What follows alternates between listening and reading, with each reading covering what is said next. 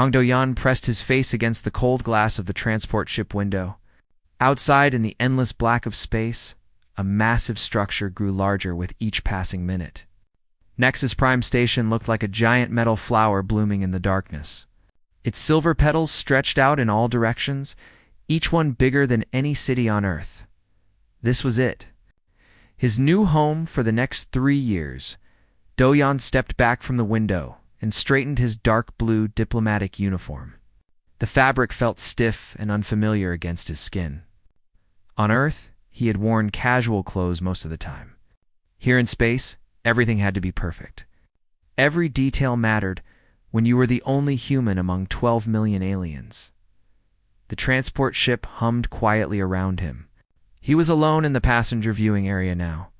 Earlier, there had been other travelers, but they had all moved to different sections of the ship when they realized who he was.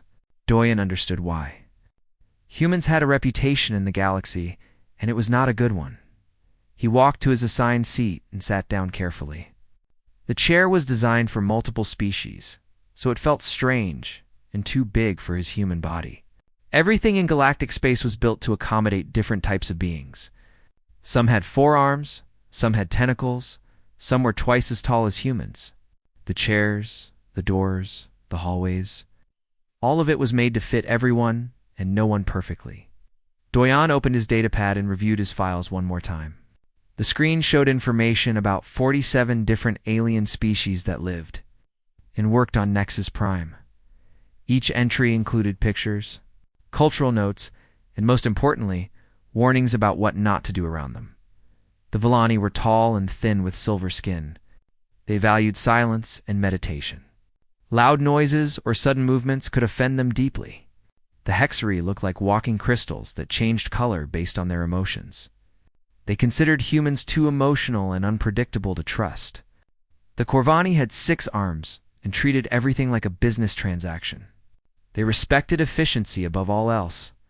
The list went on and on. 47 species, each with their own customs, fears, and reasons to be suspicious of humans.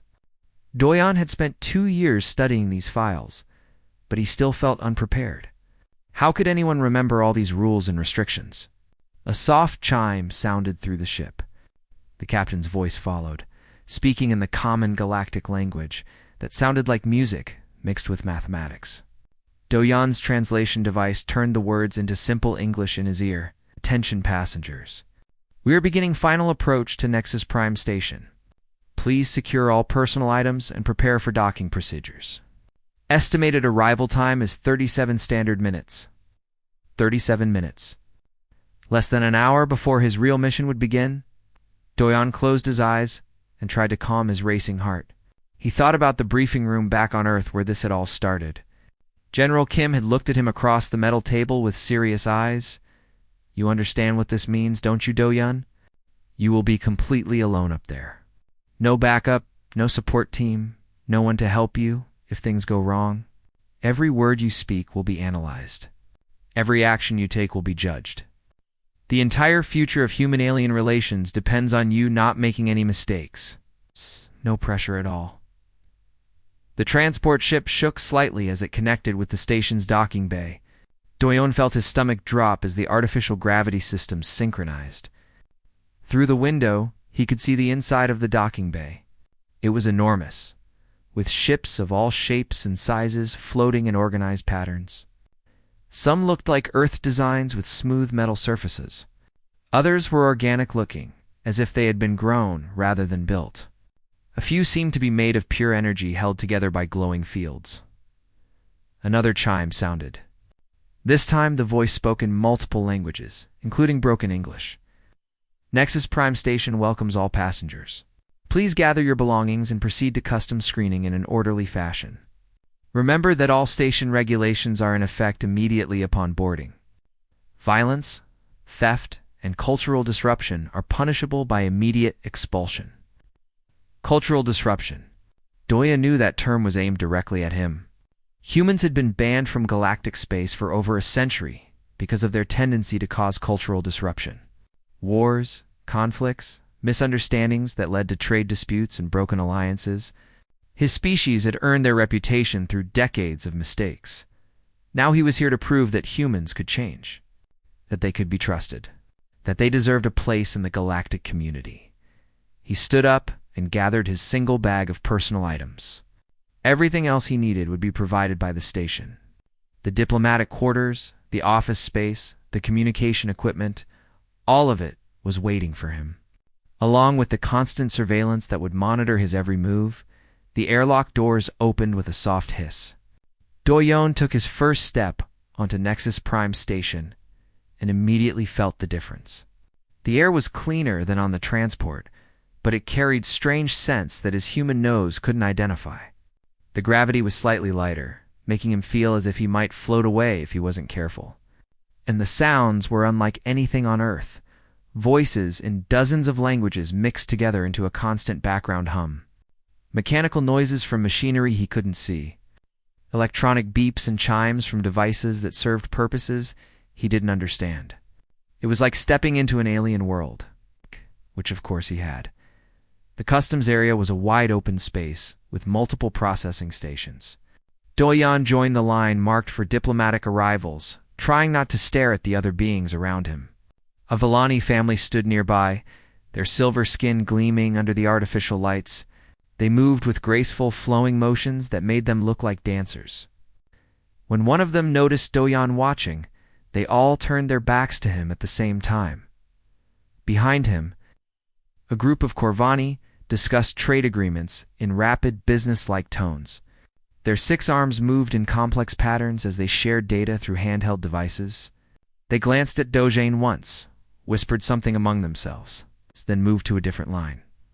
By the time he reached the front of his line, Do-yeon was the only passenger left in the diplomatic section. The customs officer was a being he didn't recognize from his studies. It had blue-green skin and 4 eyes arranged in a square pattern on its face. When it spoke, the words came out as a series of serious, clicking sounds that his translator struggled to convert. Name and species for verification. Kang. Do-yeon, human. Earth, diplomatic mission. Officer's 4 eyes blinked in sequence. It tapped something into a computer terminal with fingers that had too many joints. After a long pause, it looked up at him again. Welcome to Nexus Prime Station. Ambassador Kang. Your quarters are in Section 7, Level 12. Your diplomatic handler will meet you at Transport Hub 3. Please remember that all activities are monitored for security purposes. The officer handed him a small device that felt warm to the touch. This is your identification beacon. Keep it with you at all times. It will provide translation services, navigation assistance, and emergency communication. Do-yeon clipped the device to his uniform jacket. Thank you. The officer made a sound that might have been acknowledgement or dismissal. Do-yeon couldn't tell which. He picked up his bag and walked through the exit marked with symbols he couldn't read, but his beacon translated as "Welcome to the Galaxy." As he stepped into the main corridor of Nexus Prime Station, Do-yeon felt the weight of his mission settle on his shoulders like a heavy coat. Millions of aliens lived and worked here, and all of them would be watching the human ambassador, waiting for him to prove that his species belonged among the stars, or waiting for him to fail. Like so many humans before him, the corridors stretched ahead of him, filled with beings from across the galaxy going about their daily lives. For the first time in over a century, a human walked among them as an equal rather than a threat. Do-yeon took a deep breath and started walking toward his future. The diplomatic quarters on Level 12 were bigger than Do-yeon had expected. The main room could easily fit his entire apartment back on Earth. But despite the size, everything felt cold and empty. The walls were plain gray metal, and the furniture looked like it had been designed by a computer rather than any living being. Do-yeon set his bag on the oversized bed and looked around. There were no windows, just a large screen that showed a view of space outside the station. Stars moved slowly across the display, but he knew it was just a recording. Real windows were a security risk in diplomatic quarters. His first week on Nexus Prime proved harder than any training simulation had prepared him for. The problem started on his second day when he tried to use the communal dining area. He had studied the cultural files and knew that meal times were important social events for most species. He thought eating with others might be a good way to make friends. He was wrong. When Dojan entered the dining hall, conversations stopped. Hundreds of alien beings turned to look at him, and the silence stretched on for what felt like hours. Finally, a group of Villani stood up from their table and walked out without finishing their food. Then another group left. And another. Within minutes, half the dining hall was empty. Doyon stood there, holding his food tray, feeling like every eye in the room was watching him. He found an empty table in the corner and ate alone, trying to ignore the whispers and stares from the remaining diners. The next day, he received his first official complaint. The Villani delegation had filed a formal request to change their scheduled meditation times because they did not want to share corridor space with him during their religious observations. The complaint stated that human emotional energy was too disruptive for proper spiritual focus. On the fourth day, the HFY delegation simply refused to acknowledge his existence.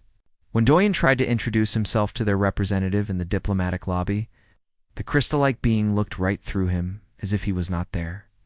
Later, he learned that the HFY considered humans too emotionally unstable for meaningful conversation by the end of his first week. Doyon felt completely isolated. He spent his days studying cultural files and attending briefings. But he had not managed to have a single friendly conversation with any alien being. Every interaction was formal, cold, and filled with barely hidden fear or disgust. His first major test came in the form of a meeting with Council Secretary Thren Kalev. Doyon had read about the Althari many times in his preparation files. They were one of the most influential species in the galactic government, known for their careful thinking and diplomatic skills. If he could make a good impression on Secretary Kalev, it might help with other species. The meeting was scheduled for early morning in Kalev's office in the government sector. Doyon arrived 15 minutes early, as was considered polite in galactic culture. He wore his best diplomatic uniform and had practiced his greeting phrases in the Althari language. Secretary Kalev's office was enormous, with a high ceiling that made Doyon feel tiny. The walls were covered with displays showing information from across the galaxy: trade routes, diplomatic reports, military positions. All of it flowing past in streams of data that hurt to look at directly. Kalev himself was impressive in person. He stood nearly 3 meters tall, with pale blue skin and forearms that moved independently of each other. His face was long and narrow, with large eyes that seemed to see everything at once. When he spoke, his voice had musical undertones that Doyon's translator rendered as formal politeness. But there were deeper meanings that the machine could not capture. Ambassador Kong Doyon, Kalev said, gesturing with 2 of his arms toward a chair that had been adjusted for human size. Please sit. We have much to discuss. Doyon sat down carefully, trying not to show how nervous he felt. Thank you for meeting with me, Secretary Kalev. I hope we can establish good relations between our peoples. Kalev's 4 eyes studied him for a long moment. 2 of his arms worked at a computer terminal while the other 2 remained folded across his chest in what Doyon recognized as a defensive posture. Your species has an interesting history, Ambassador, Kalev said. In the short time since humans discovered faster-than-light travel, you have been involved in 7 major diplomatic incidents, 3 trade wars, and at least 12 cultural misunderstandings that required galactic intervention. Dagyon had memorized these statistics during his training. Each incident was a mark against humanity's reputation, a reason why his species had been banned from galactic society for over a century. Those were unfortunate events, Doyon replied carefully, but they were also learning experiences. Humanity has grown since then. We understand our mistakes and want to do better. Do you? Kalev's secondary eyes focused on him, while his primary eyes continued reading data from his screens. Your species has a reputation for unpredictability. You act on emotion rather than logic. You make decisions quickly without considering long-term consequences. These traits make other species nervous. I understand their concerns, Doyon said. That is why I am here. To prove that humans can be trusted partners. Kalev's arms moved in complex patterns that Doyon recognized as deep consideration. The Althari were known for thinking through every possible outcome before making any decision. Sometimes their meetings could last for days while they analyzed all the options. The Galactic Council has agreed to this experiment against the advice of many member species, Kaliv explained. You will be allowed to stay on Nexus Prime for one full cycle. During this time, every interaction you have will be recorded and analyzed. Every conversation will be studied. Every decision you make will be evaluated by experts from dozens of species. Doyan felt his heart rate increase. He had known about the monitoring, but hearing it stated so directly made the reality of his situation clear. He was not just an ambassador. He was a test subject. What exactly are they testing for? He asked. Your species claims to have evolved beyond your earlier aggressive tendencies, Kaliv said. The Council wishes to determine if this is true or if humans are simply better at hiding their dangerous nature. They want to see if you can control your emotional responses under pressure. They want to know if you can follow established protocols without trying to change them to suit your preferences. Most importantly, they want to understand whether humans can exist in galactic society without disrupting the peace that has lasted for over 300 years. The weight of those words settled on Doyon like a heavy blanket. Peace for 300 years. No major wars, no species-ending conflicts, no chaos or destruction. That was what the galaxy had achieved without humanity. Now they were being asked to trust that humans could join that peace without breaking it. I will do my best to prove that we can, Doyon said. Your best may not be enough, Kaliv replied bluntly. The margin for error is 0. One significant mistake, one cultural incident, one moment of human unpredictability, and your species will be permanently banned from galactic space. There will be no second chances. Kaliv stood up, his full height making him tower over the seated human.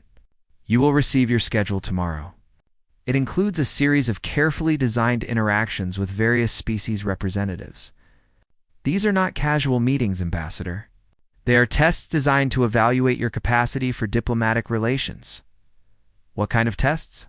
Negotiations under pressure? Cultural ceremonies where one wrong move could cause serious offense. Trade discussions where your emotional responses will be carefully monitored. Conflict resolution scenarios where you must choose between human instincts and galactic protocols.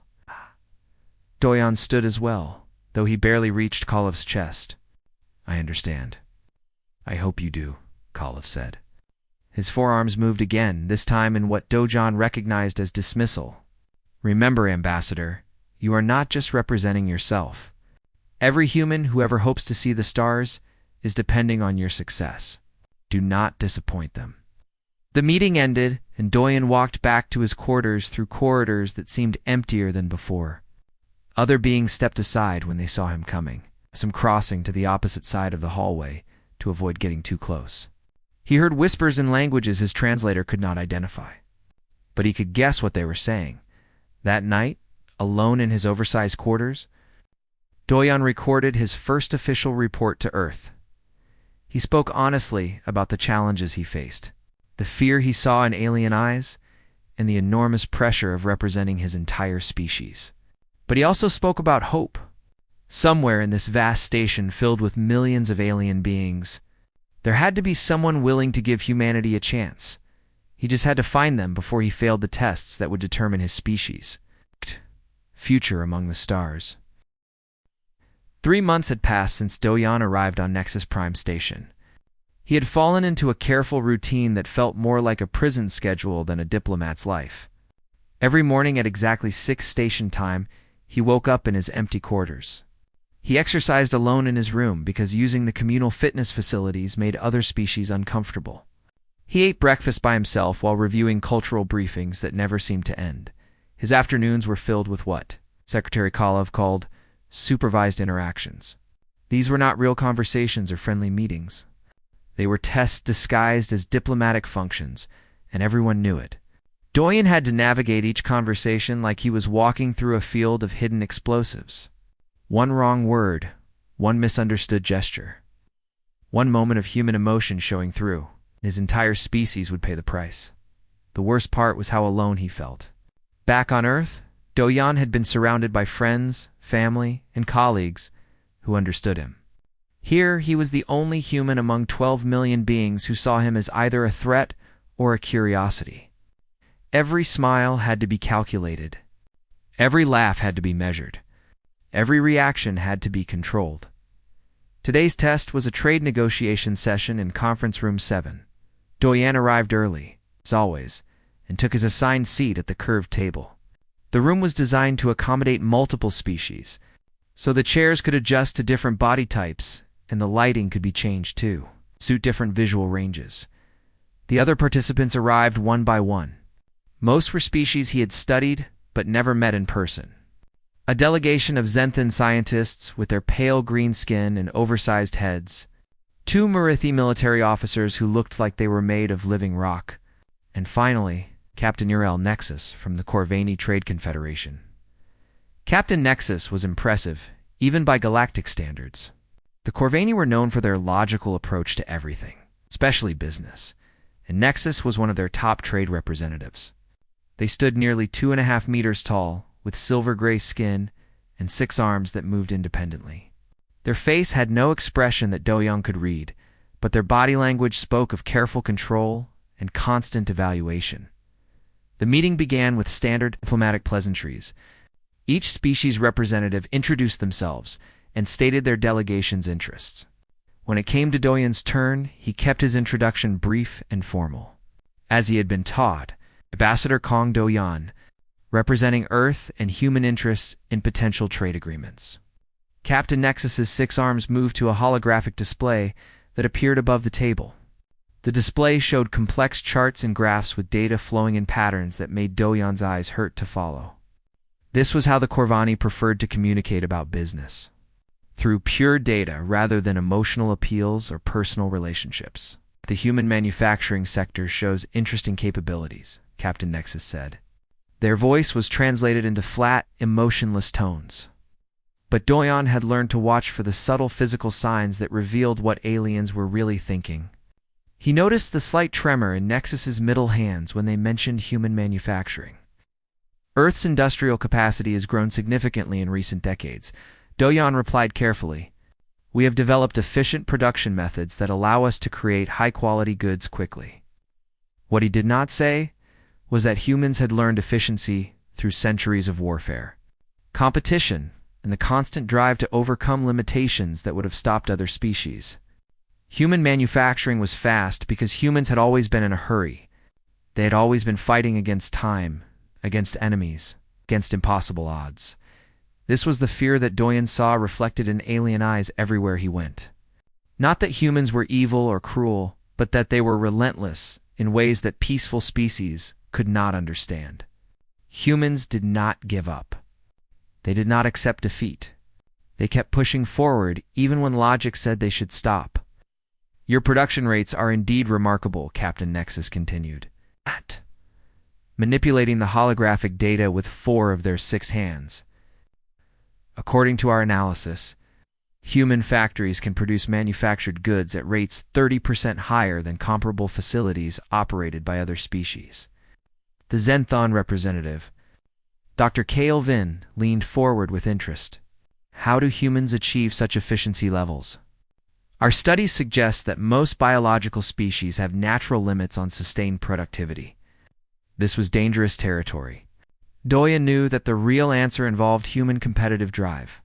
The willingness to work longer hours than was probably healthy, and the constant pressure to improve that had driven human civilization forward through millennia of conflict and struggle. "Humans have developed advanced automation technologies," Do-young said instead. "We have also implemented management systems that optimize workflow and reduce waste." It was not exactly a lie, but it was not the whole truth either. Human efficiency came from something deeper than technology or management. It came from a species that had evolved in constant competition with itself and its environment. But saying that would only confirm alien fears about human aggressive tendencies. One of the Marithi officers, Commander Tyke Salas, spoke up. "These efficiency levels suggest significant resource allocation capabilities.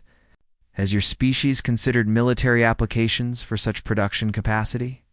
The question hung in the air like a threat.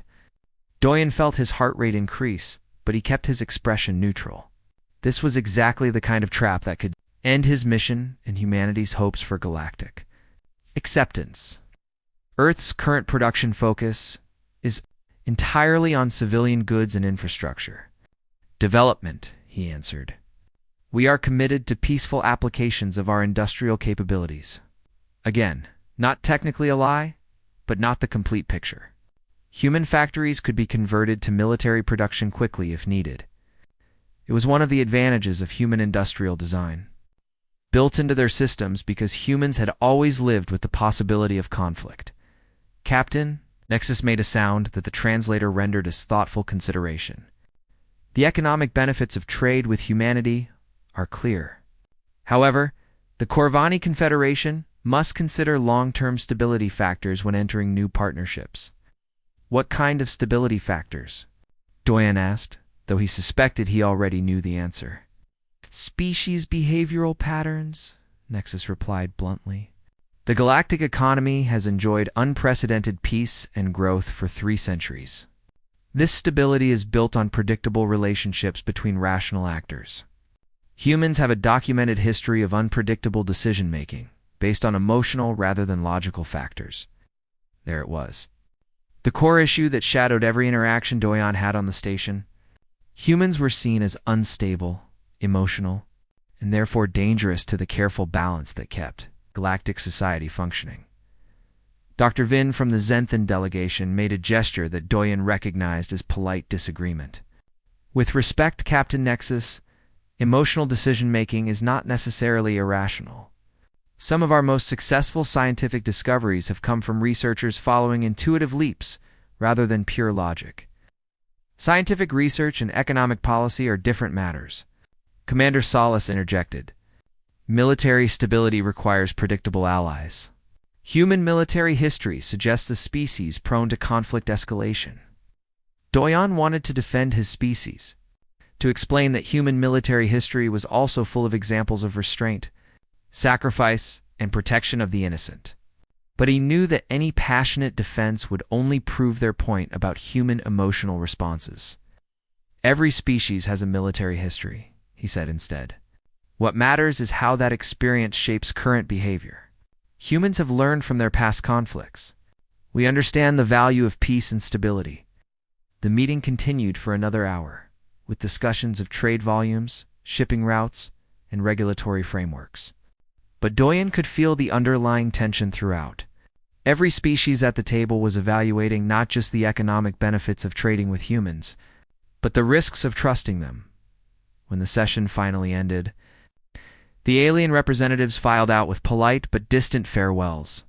Captain Nexus was the last to leave, and they paused at the door to look back at Dojan. Ambassador, they said, your species' capabilities are impressive. But capability without restraint is a threat to stability. The galaxy will be watching to see which you value more. Alone in the conference room, Doyen sat back in his chair and allowed himself a moment of exhaustion. 3 months of constant vigilance, constant measurement of every word and gesture, constant awareness that he carried the hopes of his entire species on his shoulders. He looked at the holographic displays that still showed trade data and economic projections. The numbers were promising.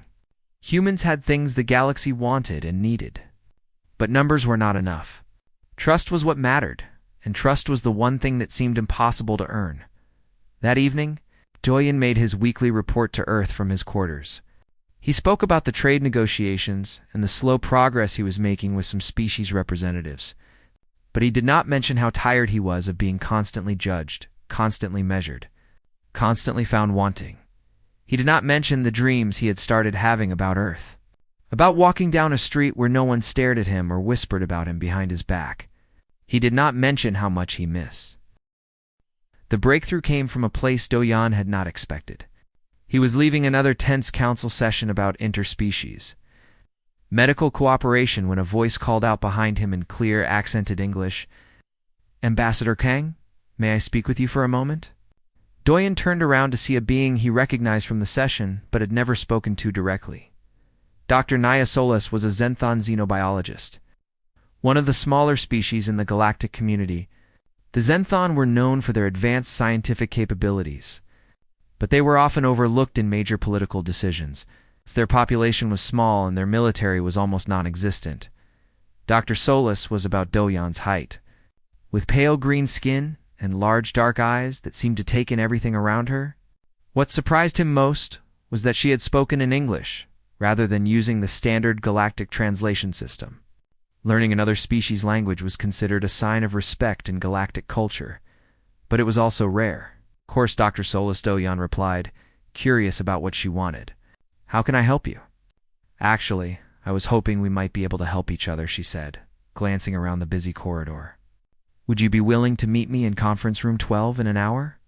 I have a research proposal that might interest you.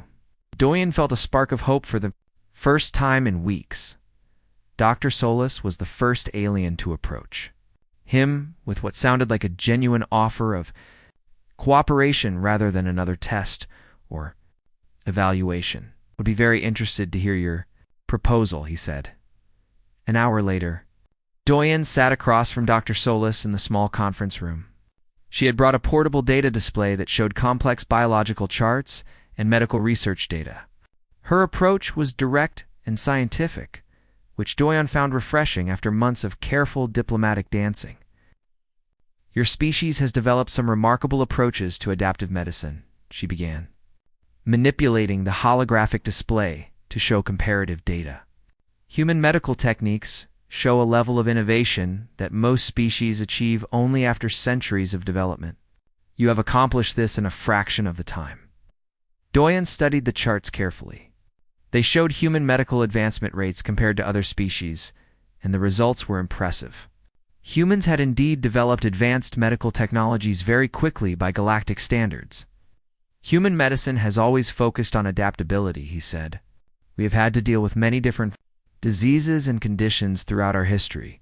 And what? He did not say it was that human medicine had advanced so quickly because humans lived in a world where medical knowledge could mean the difference between the survival and extinction of entire populations. Plagues, wars, and disasters had forced human doctors to innovate rapidly or watch their patients die. That is exactly what interests me, Dr. Solis said, her large eyes bright with enthusiasm. The Zenthan have been working on a project to develop medical treatments that can adapt to multiple species biologies. Most galactic medicine is species-specific, but there are situations where we need treatments that can work across different biological systems. She changed the display to show data about recent medical emergencies in galactic space. Ships with mixed crews that had been exposed to unknown pathogens. Space stations, where medical emergencies affected multiple species at once. Exploration missions where teams needed treatments that could work for anyone. Human adaptive medicine techniques could be the key to solving these problems, Dr. Solis continued. But I need someone who understands human medical philosophy to work with me on the project. Do-yeon felt excitement building in his chest, but he forced himself to stay calm. This could be an opportunity to show that humans could contribute positively to galactic society, but it could also be another test in disguise. What exactly would this collaboration involve? He asked. Joint research sessions, where we compare human and Zenthan medical approaches. Shared data analysis to identify the most promising techniques, and eventually, testing new treatments that combine the best of both medical traditions. It sounded legitimate, and Dr. Solis seemed genuinely interested in the science, rather than in evaluating his behavior. But Do-yeon had learned to be cautious about everything on Nexus Prime. I would need to clear this with Secretary Kalev and the Diplomatic Oversight Committee, he said. Of course, Dr. Solis agreed. But Ambassador, I hope you will consider this seriously. The Zenthan are not the only species that has been watching your progress with interest rather than fear. That statement surprised him. What do you mean? Dr. Solis leaned forward, lowering her voice even though they were alone in the room. The major species in the Galactic Council receive most of the attention. But there are many smaller species like the Zenthan who have different perspectives. We have been observing your diplomatic efforts, and some of us see potential rather than threat. She changed the display again, this time showing a map of galactic space with different species territories marked in various colors. The largest areas belong to species like the Althuri, the Corvani, and the Hexery. But scattered throughout were hundreds of smaller territories belonging to species that Do-Yan had barely heard of. The galaxy is not as unified as it appears from the outside, Dr. Solis explained. The major powers make the big decisions, but the smaller species often feel like our voices are not heard. We face different challenges than the established civilizations. What kind of challenges? Resource limitations. Territory disputes with larger neighbors. Lack of representation in major trade negotiations. Some of us have been struggling with these problems for generations, but the galactic government tends to focus on maintaining stability among the major powers. Do-Yan began to understand what she was suggesting. The smaller species might see humanity not as a threat to galactic stability, but as a potential ally in changing the balance of power. Dr. Solis, are you saying that some species might actually benefit from human involvement in galactic affairs? I am saying that your species understands struggle in ways that the dominant civilizations do not, she replied.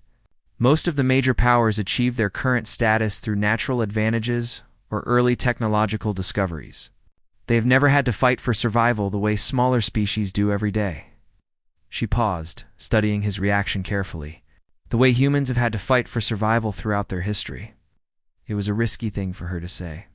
Acknowledging human military capabilities and survival, extincts was exactly the kind of topic that made the major species nervous. But Dr. Solis seemed to see these traits as strengths rather than threats. Your medical research proposal, Diane said slowly. Is it really just about medicine? Dr. Solis smiled, and it was the first genuinely warm expression Do-Yan had seen from any alien since arriving on the station. It is absolutely about medicine, Ambassador. But it is also about building relationships between species that share similar values. Over the following weeks, Do-Yan found himself working closely with Dr. Solis on their medical research project. Secretary Kalev had approved the collaboration after extensive review, probably because medical research seemed like a safe way for humans to contribute to galactic society. The work was fascinating and challenging. Human and Xanthan medical approaches were very different, but they complemented each other in unexpected ways. Humans focused on rapid adaptation and emergency treatment, while the Xanthan specialized in precise biological analysis and long-term care. More importantly, working with Dr. Solis introduced Do-Yan to other scientists and researchers from smaller species, who had been quietly watching his progress. Dr. Kale Mirren, a Dorsan biochemist who studied exotic diseases. Engineer Loam Quellas from the Yindi, whose species had developed remarkable biotechnology despite limited resources. Commander Tyke Voss from the Mirathi Defense Corps, whose people had long struggled with territorial disputes against more powerful neighbors. These beings did not see Do-Yan as a threat to be managed or a curiosity to be studied. They saw him as a colleague, and more importantly, as a representative of a species that might understand their challenges. Your people know what it means to be underestimated, Commander Voss said during one of their informal meetings in the research laboratory. The major species look at smaller civilizations and see weakness or instability. They do not see potential. Human history is full of situations where smaller groups overcame seemingly impossible odds, Do-Yan replied. Sometimes being underestimated can be an advantage. These conversations were different from the careful diplomatic interactions he had with representatives of the major species. There was an honesty and directness that reminded him of conversations back on Earth, for the first time since arriving on Nexus Prime. Do-Yan felt like he was talking to potential friends rather than judges. But he also knew that these relationships were dangerous in their own way. If the major species decided that humans were building alliances with dissatisfied smaller powers, it could be seen as evidence of destabilizing influence. The very fact that these species were drawn to humanity might be used as proof that humans were a threat to galactic peace. Dr. Solis seemed to understand his concerns. Change is always risky, Ambassador, she said, as they worked late one evening on their latest research data. But sometimes the greatest risk is trying to keep everything exactly as it is. The alarm that woke Do-Yan at 4 in the morning was unlike any sound he had heard on Nexus Prime before. It was not the gentle chime that usually signaled station announcements or the soft musical tones that marked schedule changes. This was a harsh, urgent wailing that spoke of real danger. He rolled out of bed and activated his communication device. The emergency broadcast was already running, displaying text in dozens of languages while a synthetic voice repeated the same message over and over. Emergency situation in the Kepler sector. Zenthon research vessel Discovery under attack by unknown hostile forces. All available assistance requested by Zenthon delegation. This is not a drill. Doyen felt his stomach drop. Dr. Naya Solis had mentioned that her research team was conducting experiments in the Kepler sector. The Discovery was her ship. He dressed quickly and made his way to the emergency command center in the government sector. The corridors were filled with alien beings moving with urgent purpose. For once, no one stared at him or whispered about the human ambassador. Everyone was focused on the crisis unfolding in space. The command center was a massive room. It was filled with holographic displays showing star maps, ship positions, and communication feeds from across the galaxy. Secretary Kolev stood at the center of it all, his forearms working multiple control panels while he coordinated the response. Ambassador Kong Kolev said when he noticed Doyan's arrival, "You should not be here. This is a military situation." "Dr. Solis is on that ship," Doyan replied. "We've been working together for months. I want to help." "There is nothing you can do," Kolev said dismissively. "The Council is handling this through proper channels." Doyen looked at the displays showing the situation in the Kepler sector. The Discovery was a small research vessel with minimal defenses. The attacking ships appeared to be pirates or raiders, heavily armed and fast-moving. The Zenthon crew was sending desperate distress calls, but help was far away. "What is the rescue plan?" Doyen asked. "The Council is forming a committee to evaluate response options," Kolev replied, not looking away from his displays. "We must consider all diplomatic and legal implications before taking action. A committee." Doyan could not hide his shock. "How long will that take?" "These decisions cannot be rushed. We must follow proper procedures to ensure that any response is proportional and legally justified under galactic law." Doyan watched the tactical display showing the Discovery's position. The research ship was trying to escape, but the pirate vessels were faster and better armed. At the current rate, the ship would be captured or destroyed long before any committee could reach a decision. Secretary Kolev, with respect. "Those people will be dead before your committee finishes its first meeting." Kolev's 4 eyes finally focused on him. "Ambassador, I understand your concern for Dr. Solis, but we cannot allow emotional responses to override established protocols. The galaxy has maintained peace for 3 centuries, precisely because we do not act impulsively."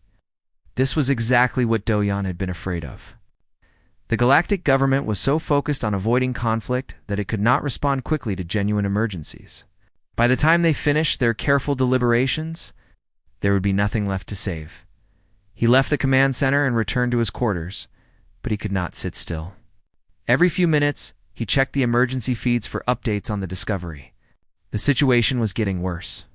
The pirate ships had surrounded the research vessel and were demanding surrender. A soft chime indicated someone was at his door. Doyan opened it to find Dr. Kale Mirren, the Dorson biochemist he had met through Dr. Solis. Her usually calm demeanor was replaced by obvious distress. "Ambassador, have you heard anything about a rescue operation?" she asked.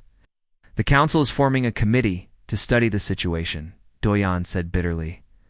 Dr. Mirren's expression darkened. "A committee. While Naya and her team are captured or killed?" She pushed past him into his quarters, her composure finally breaking. This is exactly what always happens. When something threatens one of the smaller species, the major powers call for patience and proper procedures. When something threatens their interests, they act immediately. "What do you mean?"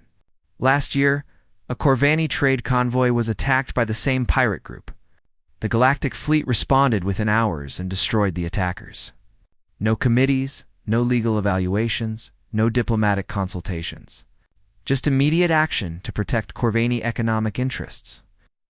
Doyen felt anger building in his chest. He had seen this pattern before in human history. The powerful protected their own while the weak were told to wait for help that never came. "There has to be something we can do," he said. Dr. Mirren looked at him with hope in her large eyes. Your species has experience with rescue operations, does it not? Your military history includes many successful hostage recoveries. Doyen knew where this conversation was heading, and it terrified him. Dr. Mirren, if I provide military advice to other species, it will confirm every fear the Council has about human influence. My mission here will be over. And if we do nothing, Naya and her team will die, Dr. Mirren replied. What is the value of your mission, if it means abandoning friends when they need help? The question hit him like a physical blow. For months, Doyen had been focused on proving that humans could follow galactic protocols and respect established procedures. But what was the point of acceptance into a system that valued process over people? What exactly are you asking me to do? Provide strategic advice to a rescue operation led by smaller species with ships in the area. We have the authority and the resources. We just need the tactical knowledge to succeed. It was a clever plan. If the operation was officially led by other species, Doyen could claim he was only providing consultation. But everyone would know that human strategic thinking was behind any successful rescue. Who else is involved in this plan? Commander Voss has 2 Mirathi patrol ships in nearby space. Engineer Quellas can provide technical support for breaking through pirate defenses. Dr. Solis trained most of the rescue protocols used by smaller species, so we know how she would want us to proceed. Doyen closed his eyes and thought about all the warnings he had received. Secretary Kolev's statement that there would be no second chances, the constant monitoring of his every action, the knowledge that one mistake could permanently ban humanity from galactic space. Then he thought about Dr. Solis, who had been the first alien to treat him as a colleague rather than a threat, who had introduced him to others who saw humanity as potential allies rather than dangers to be managed, who was now trapped on a ship surrounded by pirates while the galactic government formed committees. What do you need to know? He asked. The next few hours passed in a blur of urgent planning, working through encrypted communications. Doyen advised Commander Voss on rapid assault tactics, while Dr. Mirren coordinated with other scientists who had ships or resources in the area. Engineer Quellas provided technical specifications for disabling pirate vessels without destroying them. The plan they developed was aggressive by galactic standards, but restrained by human ones. A coordinated strike that would prioritize rescuing the hostages over capturing or punishing the pirates. Fast, precise, and focused on saving lives rather than sending messages. When Commander Voss launched the rescue operation, Doyen watched from his quarters through a private communication link. The Mirathi ships moved with precision that surprised even him. The smaller species had learned their lessons well, from decades of being overlooked and underestimated. The pirates, who had expected no immediate response from the careful galactic government, were caught completely off guard. Within an hour, the Discovery was free, and the pirate ships were scattered or disabled. Dr. Solis and her research team were safe. But Doyen knew that his real test was just beginning. The rescue operation had been successful, but it had also been unauthorized by the major powers. The Council would want to know who had provided the strategic planning that made it possible. His communication device chimed with an urgent message from Secretary Kolev Ambassador Kung. Report to my office immediately. We need to discuss your activities during the recent emergency. As Doyen walked through the corridors toward what might be the end of his mission, he felt something he had not experienced in months on Nexus Prime. He felt proud of what he had accomplished for the first time since arriving on the station. He had acted like a human rather than trying to be the perfect diplomatic representative that the aliens wanted. He had seen friends in danger and helped them, even knowing the personal cost. The question now was whether the galactic community could accept humans who acted on their principles rather than just following established procedures. Whether there was room in their careful, peaceful society for a species that sometimes put doing what was right above doing what was safe. Doyen was about to find out. If the galaxy was ready for humanity, as they really were, rather than as the aliens hoped they could be changed to become. Secretary Kolev's office felt different when Doyen entered this time. The same towering displays showed galactic information. But now they included detailed reports about the rescue operation in the Kepler sector. The same chairs and formal arrangement remained, but the atmosphere was charged with tension. Kalev stood with his back to the door, his forearms moving through data streams that showed ship movements, communication records, and tactical analysis. When he finally turned around, his expression was unreadable. "Ambassador Kong," he said, his voice carrying harmonics that Doyun's translator struggled to interpret, "we need to discuss your involvement in yesterday's unauthorized military operation." Doyan had spent hours preparing for this conversation. He knew that his answer could determine not just his own fate, but the future of human-galactic relations. "I provided strategic consultation to allies who requested my help," he said carefully. "The operation was planned and executed by Mirathi Zenthon, Endorsan forces with full legal authority in the sectors involved." "Strategic consultation," Kalev repeated.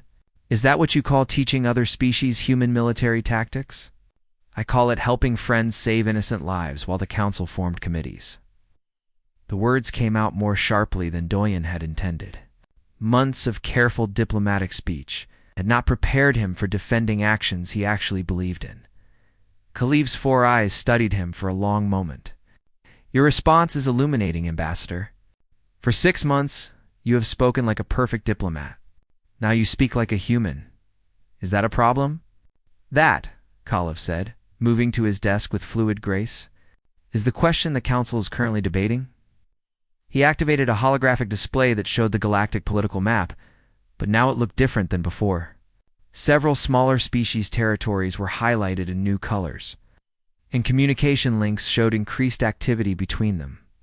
"The success of yesterday's rescue operation has created complications," Kalev explained. "For the first time in decades, smaller species have demonstrated the ability to conduct coordinated military operations without major power oversight. Some council members see this as a threat to galactic stability." Doyan felt his heart sink. This was exactly what he had feared. Human influence had changed the balance of power in ways that threatened the established order. But Kalev continued. "Others see it as long overdue proof that the smaller species deserve greater representation in galactic affairs." "That was unexpected." "What do you mean?" "The rescue operation saved 17 Zenthon scientists, prevented a major loss of valuable research, and eliminated a pirate threat that had been operating in that sector for months. It accomplished in 4 hours what our standard procedures would have taken weeks to authorize and months to execute," Kalev manipulated the display to show comparative response times for various galactic emergencies. The pattern was clear. Operations that threatened major species interests received immediate attention, while problems affecting smaller species were handled through slow, careful procedures. "Some council members are asking uncomfortable questions about whether our emphasis on stability has become an excuse for maintaining the status quo," Kalev said. This was not the conversation Dojan had expected. He had prepared to defend his actions, not to hear that they had sparked serious political discussions about galactic governance.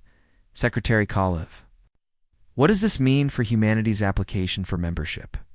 "It means," Kalev said, settling into his chair with all 4 arms moving in complex patterns, "that your species has forced us to confront fundamental questions about what kind of galactic community we want to be." Over the following weeks, those questions became the focus of intense debate throughout Nexus Prime Station. Doyan found himself at the center of discussions he had never expected to be part of. Representatives from major species requested private meetings to understand human strategic thinking.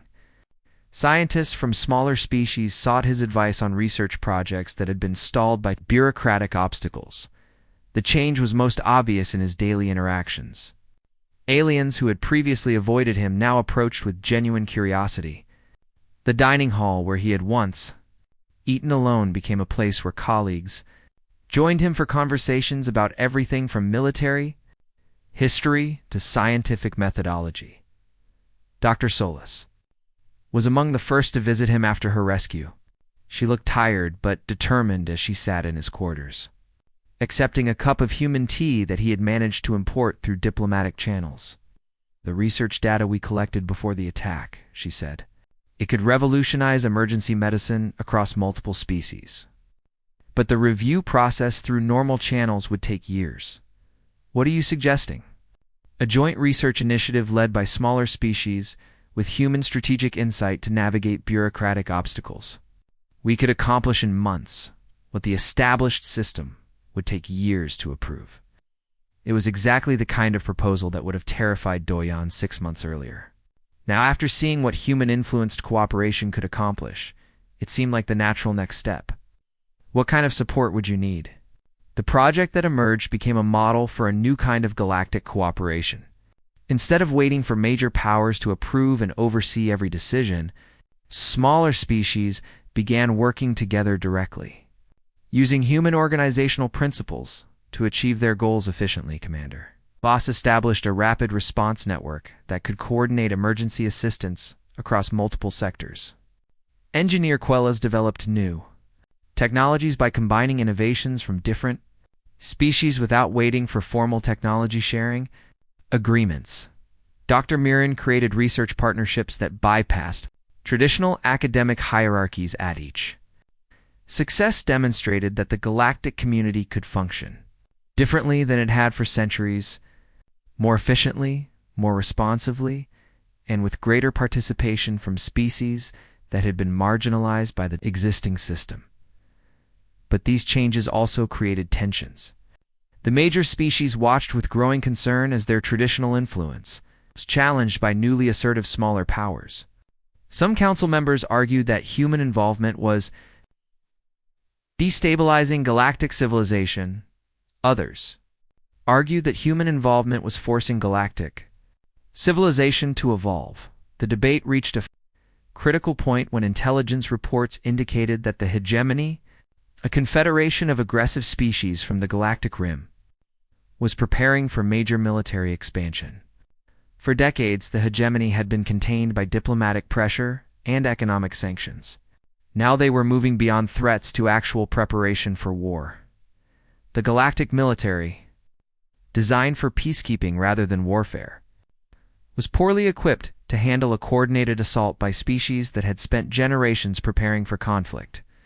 The careful, committee-based decision-making that had maintained peace was too slow to respond to rapidly developing military threats. For the first time in centuries, the major species faced an existential challenge that their evolved diplomatic systems could not address, and they were beginning to realize that the human capacity for rapid, decisive action might be exactly what they needed to survive the emergency. Council session that followed was unlike any in galactic history. Instead of careful deliberation and consensus building, there was urgency and recognition that time was running out. Secretary Khalif stood before the assembled representatives and spoke words that would have been unthinkable months earlier. The Council recognizes that current circumstances require capabilities that our traditional approaches cannot provide. We formally request assistance from species with relevant strategic experience. Everyone in the chamber knew he was talking about humanity.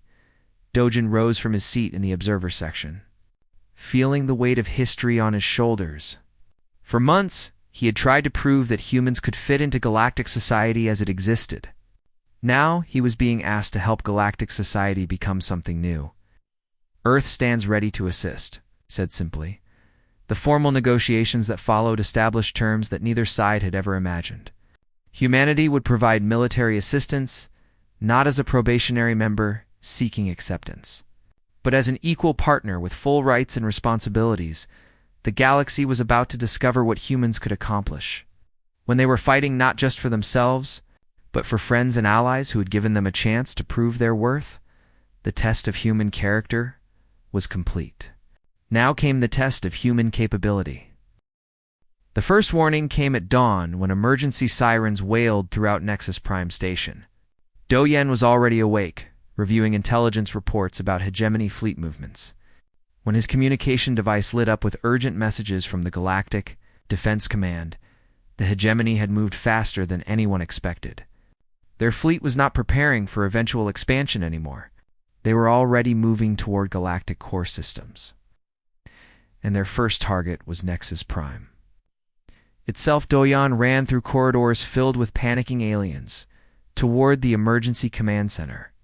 The station housed 12 million beings from dozens of species. But the evacuation systems were designed for gradual, orderly departures, not emergency exodus under combat conditions. Secretary Kalev was coordinating multiple crisis responses when Do-yeon arrived. His forearms worked frantically across different control panels, while his multiple eyes tracked incoming data from across the galaxy. "How long do we have?" Do-yeon asked without preamble. "The hegemony fleet will reach this system in 18 hours, Kalev replied grimly. "Our defense platforms were designed to prevent accidents and deter pirates, not to stop a coordinated military assault." "What about evacuation?" "We can move perhaps 2 million beings in the time available. The rest?" Kalev's voice trailed off. 10 million innocent civilians would be trapped when the hegemony arrived. The galactic fleet was scattered across dozens of systems, maintaining peace through presence rather than concentrated firepower. They could not reach Nexus Prime in time to make any difference. "The Council has authorized your people to take command of the defense," Kalev said, his voice carrying emotions that Do-yeon's translator could not capture. "We are formally requesting immediate military assistance from Earth." It was the moment that Do-yeon had never expected to reach. For months he had worked to convince the galaxy that humans could be trusted. Now that trust was being tested in the most dramatic way possible. "I need immediate communication with Earth Command," Do-yeon said. The next hour passed in a blur of urgent negotiations with Earth. Admiral Park Ji-hoon, commander of Earth's expeditionary fleet, had been keeping his ships at the edge of galactic space, close enough to respond if needed, but far enough away to avoid appearing threatening. "How many ships can you move to Nexus Prime?" Do-yeon asked over the secure communication link. 12 heavy cruisers and 48 escort vessels, Admiral Park replied. "We can reach your position in 14 hours, but, Do-yeon, that gives us only 4 hours to prepare defenses before the hegemony arrives. What do you need from the galactic forces?" "Everything they can give us. Ships, defensive platforms, local knowledge of the system. But most importantly, we need them to trust us to coordinate the defense." That was the crucial. The galactic military had never operated under human command. Their ships were designed for peacekeeping missions, not space combat. Their crews were trained in conflict avoidance, not tactical engagement. But there was no choice. The alternative was the destruction of the most important station in galactic space, and the deaths of millions of innocent beings. Secretary Kalev made the announcement that changed galactic history. All galactic defense forces in this system are hereby placed under the operational command of Earth Fleet Admiral Park Ji-hoon. All station personnel will cooperate fully with human strategic directives. The transformation that followed was unlike anything the galaxy had ever seen. Human efficiency, which had seemed threatening in peaceful times, became essential for survival. Admiral Park's fleet arrived with precision timing and immediately began coordinating with galactic forces in ways that maximized every available resource. Dr. Solis and her research. Teams were reassigned to modify station systems for combat effectiveness. Commander Voss and his Mirathi ships formed rapid response squadrons that could support human tactical plans. Engineer Quellas worked around the clock to enhance defensive capabilities, using technology from multiple species, even the major species that had been most suspicious of human influence found themselves contributing to plans developed by human strategic thinking. Althary analytical capabilities combined with human tactical innovation. Corvani logistical efficiency supported human operational planning. Hexery technological precision enhanced human weapon systems. When the hegemony fleet finally arrived, they expected to find a peaceful research station defended by scattered peacekeeping vessels. Instead, they encountered a unified defense force that combined the best capabilities of dozens of species under human tactical coordination. The battle for Nexus Prime became humanity's introduction to galactic warfare. But it also became the galaxy's introduction to human principles under pressure. Admiral Park's forces fought with devastating effectiveness, but they also showed remarkable restraint. When hegemony ships surrendered, they were accepted rather than destroyed. When civilian vessels tried to escape the battle zone, Human ships provided protection rather than pursuing military targets. The turning point came when a damaged Hegemony command ship broadcast a surrender offer. The traditional galactic response would have been to accept immediately and begin diplomatic negotiations. Admiral Park made a different choice. Surrender accepted, but all Hegemony forces must withdraw from galactic space immediately. Any ships that remain will be considered hostile and engaged accordingly. It was an ultimatum that gave the Hegemony a clear choice: leave now or face complete destruction. Most of their fleet chose to withdraw, but a few ships attempted to continue fighting. Those ships were eliminated with precise, overwhelming force that left no doubt about human military capabilities.